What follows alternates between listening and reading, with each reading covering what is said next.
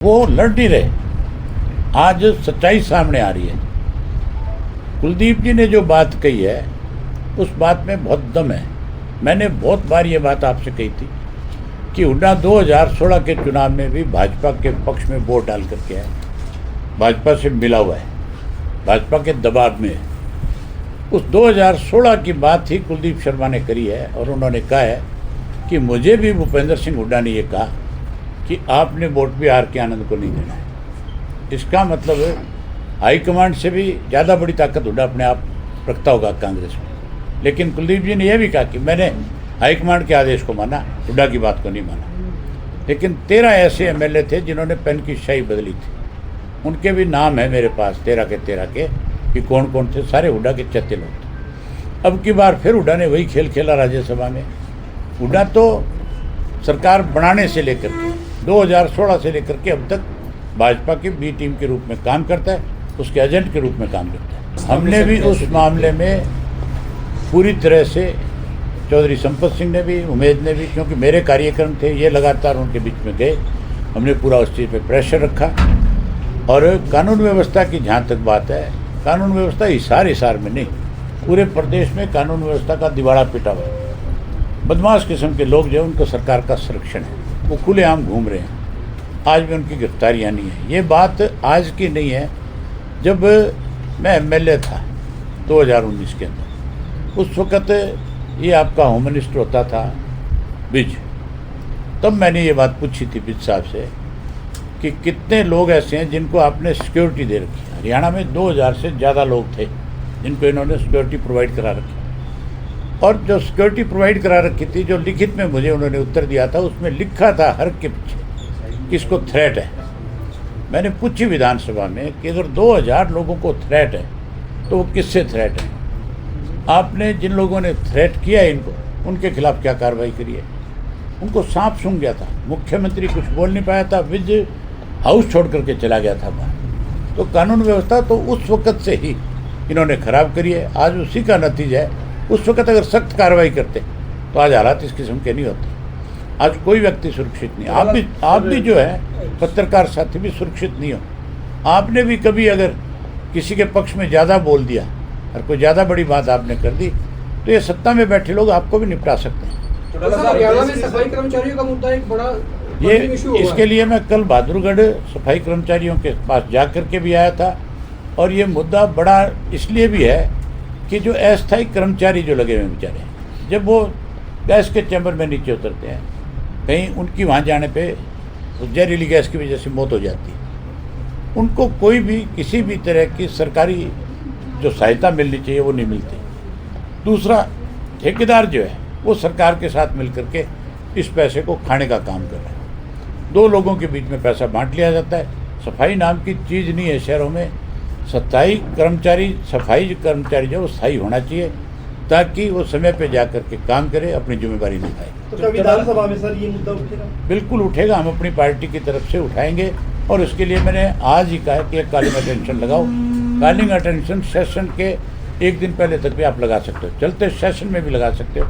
आज हम इस मुद्दे पे कॉलिंग अटेंशन भी अपनी तरफ से देंगे। आपको हैरानी होगी सुन करके।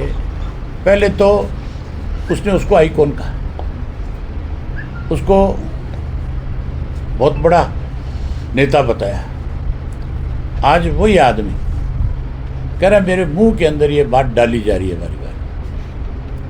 क्यों भाई, बच्चा है क्या तो तेरे मुंह में कोई भी आदमी आकर के किसी भी तरह की बात डाल देगा? ये कोई लॉलीपॉप थोड़ा ही है तो तेरे को दिखाया, तेने उसको फटाक से मुंह में ले लिया। आज सिख समुदाय नहीं, हर व्यक्ति जिसने 84 के दंगों को देखा है वो इस बात से आहत है। इस 84 के दंगों में सिखों के साथ अगर सबसे पहले जाकर के कोई खड़ा हुआ था तो शख्स का नाम चौधरी देवीलाल था। चौधरी देवीलाल ने सन 1984 के अंदर, जब ज्ञानी जैल सिंह राष्ट्रपति थे, दिल्ली हरियाणा भवन में बैठे थे, उनके साथ शरद यादव था, चौधरी संपत सिंह थे और केसी त्यागी था और मेरे ख्याल मुलायम सिंह भी थे उस वक्त। ऐसे 4-5 लोग थे ये जो सबसे पहले गाड़ियां लेकर के जहाँ इस तरह के दंगे हो रहे थे उनके बीच में गए और उनको रोकने का काम किया। और फिर राष्ट्रपति भवन में जाकर के ज्ञानी जैल सिंह को चौधरी देवीलाल ने यह कहा कि आज कोई इस देश के अंदर कार्यवाहक प्रधानमंत्री नहीं है, कोई इस देश के अंदर सरकार नहीं है, आज राष्ट्रपति के हाथ में सब कुछ है और आप जैसा व्यक्ति राष्ट्रपति के पद पे बैठे है और दिल्ली में आग लगी हुई है, दिल्ली की आग देश में भड़क सकती है, आप इसको रोकने का काम करो। चौधरी देवीलाल ने ही इस मामले में सबसे पहले सिखों के बीच में जाकर के खड़े होकर के मदद करी थी और ये लोग जो है आज मजाक उड़ा रहे हैं सिख धर्म का। सिख किसी भी कीमत पे इनको माफ़ नहीं करेगा। मेरा बच्चा अगर किसी सरकारी स्कूल में पढ़ रहा है और वो आकर के मुझे कंप्लेंट करेगा कि मेरे पास बैठने को डेस्क नहीं है, तो मैं जाऊँगा नहीं देखने के लिए। मुझे कैसे रोक सकते हैं? जो स्कूल है वो गांव की पंचायत की ज़मीन पे बना हुआ है और गांव की पंचायत की ज़मीन का मालिक कौन है? आम नागरिक, जो उस गांव का है। सरकार के इस तरह के आदेश जो है वो ये समझो अपनी कमियां छुपाने के लिए किए जा रहे हैं। ऐसे आदेश को कोई नहीं मानने वाला। भाजपा ने यूथ के साथ सबसे ज़्यादा धोखा किया। देश के प्रधानमंत्री ने जब पहली दफ़ा देश का प्रधानमंत्री बने थे, उससे पहले उनकी ये वायदा था कि मैं 2 करोड़ युवाओं को रोजगार दूंगा। अब तक आप मान के चलो 14 साल हो गए, 28 करोड़ हो जाते हैं। 28 करोड़ युवाओं को रोजगार का मतलब समझते हो आप? एक घर में अगर 5 मेंबर हैं तो 28 को 5 से गुणा कर दो। इस देश की 75% आबादी जो है आज एक घर की नौकरी की वजह से उसका लाभ मिलता है, जबकि इन्होंने ये सरकार बनने के बाद जहाँ नौकरी दे करके उस परिवार को ऊपर उठाना चाहिए था, उसने उसको गरीबी रेखा की तरफ नीचे की तरफ कर दिया। आज कितने लोग हैं जिनको सरकार की तरफ से अनाज दिया जाता है। आज महंगाई पे कोई अंकुश नहीं है। आप ये देखो, चीनी और गुड़ के दाम जो है वो आज आसमान को छू रहे, केवल इसलिए कि इंतलोन बनाना था इन्होंने और उसका फ़ायदा सत्ता में बैठे लोग ले रहे थे। इंतलोन की वजह से ही आज लोगों के सामने ये सबसे बड़ी समस्या है। अब सरकार सफाई दे रही है कि नहीं ऐसा कुछ नहीं है। अगर ऐसा कुछ नहीं है तो फिर भाव बढ़े क्यों? उसका कारण बताओ आप। देख लो उसने ये कहा था मैं नोटिस भी दूंगा, कोर्ट में घसीटूंगा और देख भी लूँगा। तो जब देखने की बात की उसने, तो मैं तो 4 दिन रोहतक जा करके आया हूँ, मुझे तो कहीं देखने वाली बात नज़र नहीं आई। अरे अगर हुड्डा दोबारा ये कहेगा तो मैं उससे पूछ लूँगा, बोल कहाँ हूँ, जहाँ मुझे बुलाएगा, मुझे कहाँ देखना चाहता है। अगर मेरी शक्ल के बिना तसल्ली नहीं होती तो एक व्हाट्सएप पे फ़ोटो भी भेज दूंगा उसको, देखता रहेगा रोज़ मेरी फ़ोटो। मैं बताऊँ ना, सरकार का ध्यान तो है ही नहीं। पहले जब बाढ़ आई थी पिछली बार, आज भी वो पानी खड़ा है बहुत सारी जगह, आज भी सेम का पानी खड़ा है। सरकार ने उसकी तरफ कोई ध्यान नहीं दिया। आज सूखे की तरफ जा रहा है प्रदेश, तो भी सरकार का कोई ध्यान नहीं है। सरकार का ध्यान सिर्फ कॉलोनियाँ काटने की तरफ है। वैध और अवैध कॉलोनियाँ काटते हैं। जो वैध कॉलोनी भी है वो भी अवैध ही है एक तरह से। जो आप लाइसेंस लेकर के आते हैं आजकल, ये दीनदयाल का, जिसमें सरकार की तरफ से बहुत सारी शर्तें हैं कि आप इससे ज़्यादा भाव पे बेच नहीं सकोगे उस लैंड को, और ये उस लैंड को अनाप शनाप भाव पे लाख रुपया भी दीनदयाल के अंदर गज का रेट है कि नहीं है।